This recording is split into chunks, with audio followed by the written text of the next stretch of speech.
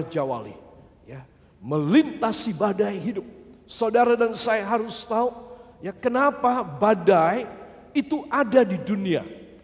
Saudara, semakin banyak industrialisasi, semakin banyak dipergunakan listrik, medan magnet, ya saudara. Kemudian juga radiasi sinar-sinar, hasil gas dan hasil kimiawi, maka semakin banyak puting beliung, semakin banyak awan cumulonimbus, ya, di mana yang menjatuhkan pesawat-pesawat seperti kemarin terakhir. Tapi Raja Wali, dia tidak pernah bisa mati. Dia tidak pernah bisa dibanting, macet ketika dia terbang dan melintasi awan sibi ini, dan dia mati, tidak bisa. Karena dia di atasnya awan sibi. Dia punya areal, dia punya perjalanan, dia punya traffic lalu lintas itu di atasnya awan-awan badai. Makanya ini akan kita pelajari.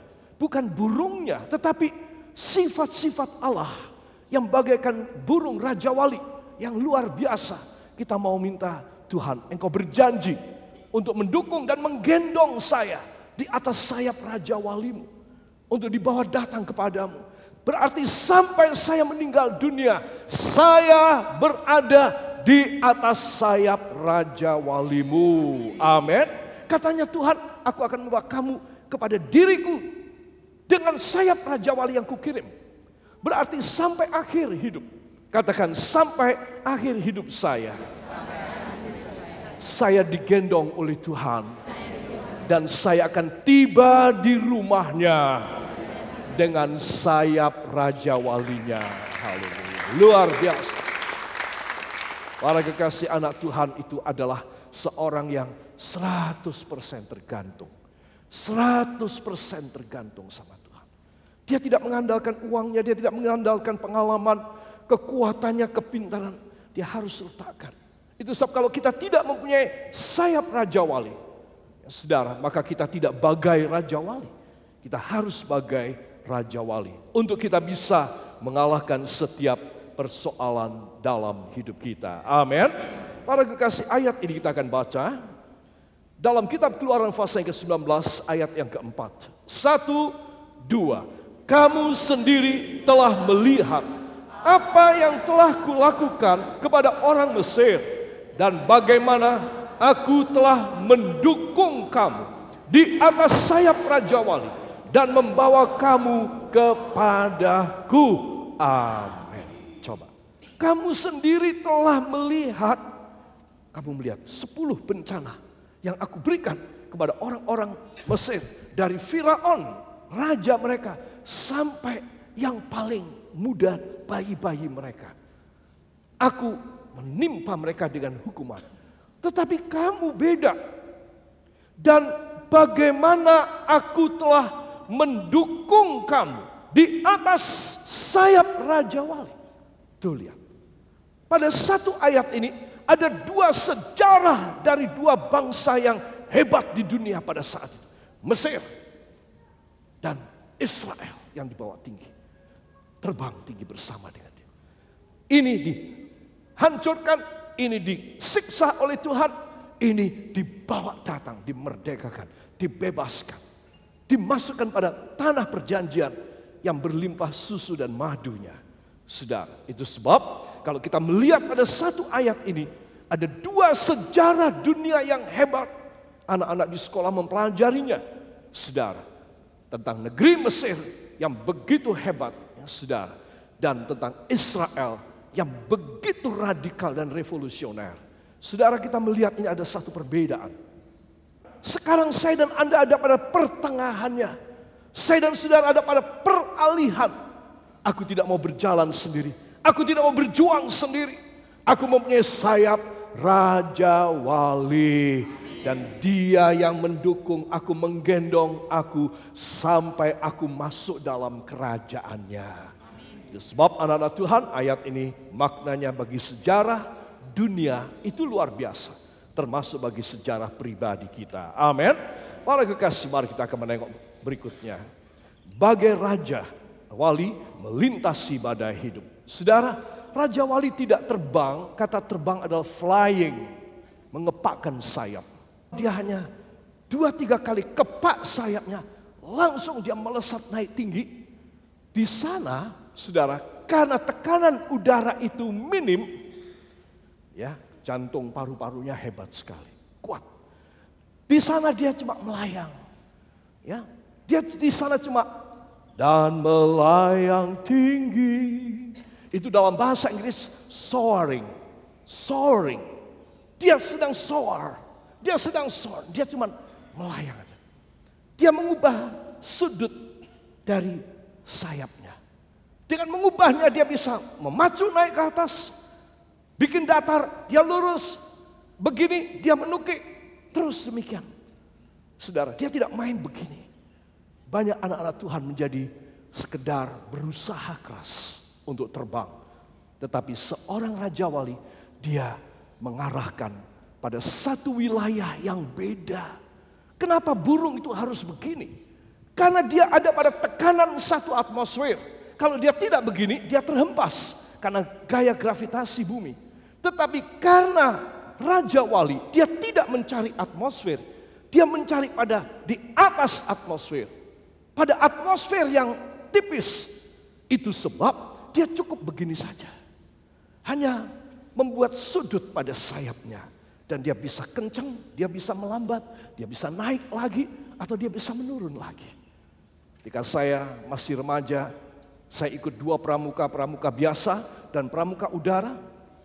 Di lapangan udara, Angkatan Udara Iswayudi Mauspati. Saudara, saya belajar membuat dan menerbangkan itu pesawat dari kayu balsa. Itu sudutnya harus betul. Saudara, dengan remote control, kita hanya mempermainkan saja sudutnya. Untuk dia bisa kencang, naik, atau untuk dia turun, mendarat dengan baik. Saudara dan saya harus ingat, walau bumi bergoncang, saudara, badai menerjang, saudara, engkau dan saya bersama dia. Itu berarti kebersamaan saudara dan saya, kehidupan rohani kita, persekutuan, dan kita punya kesatuan dengan Kristus. Seorang anak Tuhan yang dekat dengan firman, seorang anak Tuhan yang mempunyai waktu doa pribadinya dengan baik, dengan disiplin kepada Tuhan, saya yakinkan dia hidup bersama dia. Ya, kita akan selalu hidup bersama dengan dia. Kenapa? Karena seperti yang kita nyanyikan tadi, kita selalu ada di dalam gendongan dia. Dan kalau Anda dan saya bersama dengan dia, tidak usah heran dan gumun, engkau akan melihat pekerjaan Allah yang besar. Sebab kerendahan hati, katakan kerendahan hati saya untuk selalu bersekutu dengan Kristus menghasilkan keajaiban Raja Wali. Beri tepuk tangan bagi dia. Haleluya. Saudara, ayat yang terkenal ini mari kita akan baca ya. Ada banyak ayat yang kita baca. 1 dari Yesaya 40 ayat 31. 1, 2. Tetapi orang-orang yang menanti-nantikan Tuhan mendapat kekuatan baru. Mereka seumpama Raja Wali yang naik terbang dengan kekuatan sayapnya. Mereka berlari dan tidak menjadi lesu. Mereka berjalan dan tidak menjadi lelah. Amin. Banyak kali kita menganggap diri kita, aku sudah capek. Kalau saudara ketemu dengan seorang yang sudah sepuh, sudah tua, 80 tahun, 75 tahun, apalagi 90 tahun. Saudara, engkau tidak diajak guyon. Ya, engkau tidak diajak, ayo kita balapan karung. Ya, ayo kita makan-makan yang enak. Saudara, dia sudah capek. Dia bilang, om sudah capek, atau papi sudah capek, atau engkong sudah capek. Sudah kamu ajak yang dolan, kamu ajak yang makan. Kamu pergi sana keluar, aku mau di dalam aja. Saudara, saben kali kita dengarnya kayak begitu. Kenapa? Sudah capek. Itu dia tidak berdiplomasi, itu faktanya. Kata capek zaman sekarang, kita tidak melihat orang tua saja, anak-anak muda juga. Saudara, tahukah saudara 61% orang yang bunuh diri adalah anak-anak muda di bawah 40 tahun. Kenapa? Capek. Ini luar biasa. Kalau zaman dulu orang tua yang bunuh diri. Karena tidak ada yang menjamin, ya anak-anak tidak pada kasih uang, ya, saudara, dan mereka merasa hopeless, kerja tidak bisa, sakit-sakitan. Mereka menggantung diri, terjun ke sungai dan lain sebagainya. Pergi ke luar negeri tidak pulang lagi, saudara. Nah, tapi kalau sekarang 61,7%, 40 tahun ke bawah yang bunuh diri. Anak muda capek, sudah tidak kuat, saudara. Itu sebab Anda dan saya harus tahu. Di sini katakan, ayo menanti-nantilah Tuhan. Kalau saya dan Anda tidak menanti-nantikan Tuhan, kata menanti itu apa? Ya, berjaga. Aku selalu dekat dengan Dia. Aku selalu mewaspadai apakah aku ada pada jarak yang aman, jarak yang baik, yang intim dengan Dia, atau aku jauh dari Dia. Itu menanti-nantikan Tuhan. Orang yang sedemikian, orang yang nyanggong Tuhan, akan dibaharui kekuatannya. Sebab anak-anak Tuhan, tua dan muda, saya dan Anda harus mempunyai pembaharuan kekuatan. Bila tidak, ada masalah kecil, masalah cukup gede atau sangat gede, kita tidak akan kuat, saudara. Dan kita tidak akan bisa mengalahkan itu semuanya. Ayo menanti-nantikan Tuhan. Kata yang terbaik pada waktu saudara bingung, kata yang terbaik, nasihat yang paling penting ketika saudara grogi tidak ada jalan, saudara sakit lama tidak disembuhkan. Aku mau menanti-nantikan Tuhan. Aku tahu itu yang terbaik. Karena pada waktu aku menantikan Dia, Dia memberi kekuatan baru. Aku tidak mau ngamuk, aku tidak mau emosi, aku tidak mau nekat, aku tidak mau minggat. Aku tidak mau macam-macam. Aku mau menanti-nantikan Tuhan. Aku tidak mau mundur dari Tuhan. Aku cuma mau menanti-nantikan Tuhan. Ini satu kata yang istimewa. Maka orang ini, katakan, maka bila saya demikian, saya seumpama Raja Wali. Saudara, kenapa loh orang harus menanti-nantikan Tuhan? Supaya dia tenang. Dia punya ritme jantung, ya, denyut jantung. Dia punya pulse, dia punya denyut nadi. Tenang, saudara. Tuhan bisa menolong ketika engkau tenang. Ketika engkau grogi, ketika engkau dan saya dalam keadaan kalut. Saudara, kata menanti-nantikan tidak kena di sini.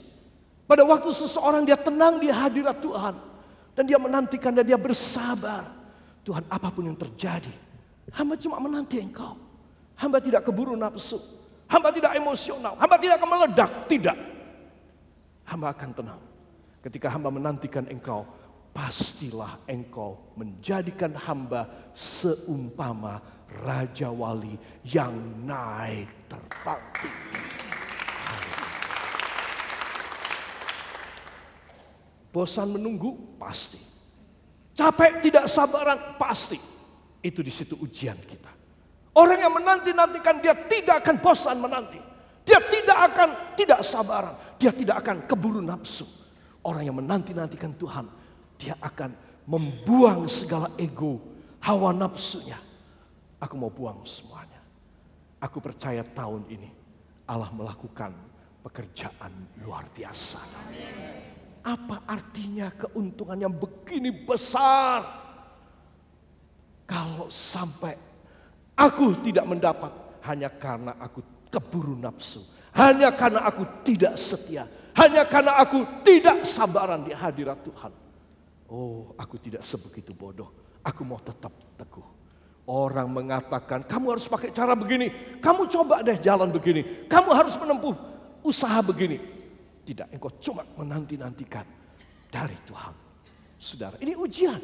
Tapi orang yang lulus dalam ujian, katakan, bila saya lulus dalam ujian, saya seperti Raja Wali yang terbang tinggi. Amin. Itu luar biasa. Saya hidup belum terlalu lama, ya, walaupun sudah cukup dewasa. Tetapi saben kali saya mendapatkan ayat yang baru, yang Tuhan ungkapkan maknanya kepada saya. Wah, saya bilang, Kenapa tidak dari dulu-dulu Tuhan Engkau membuka rahasia ayat ini kepada saya? Kenapa baru sekarang? Saudara, ini satu contoh bahwa ini bukan tulisan mati. Ini bukan tulisan mati. Ini bukan satu literatur kepustakaan untuk disitir ayat berapa, kitab apa, surat apa, fasa berapa, ayat berapa, untuk menjadi bahan disertasi atau tesis saudara, atau bahan ini dan itu segala macam khotbah pendeta. Bukan. Ini ayat demi ayat. Kalau saudara mendapatkan makna dari Tuhan, engkau mendapat mujizat yang luar biasa. Ini bedanya dengan semua buku-buku yang lain. Semua buku-buku yang lain. Sebab kalau Anda mau belajar kuat, mau belajar dalam kemuliaan Tuhan, belajar untuk cara yang ajaib, untuk saudara punya mata pencaharian, penghasilan, gaji, usaha, bisnis saudara berhasil, ya belajar di sini. Saudara, belajar di sini. Engkau akan melihat perbedaannya hebat sekali. Orang yang menelaah firman dari Tuhan dan orang yang bergumul dengan kemampuan, kekuatan dan ilmunya sendiri.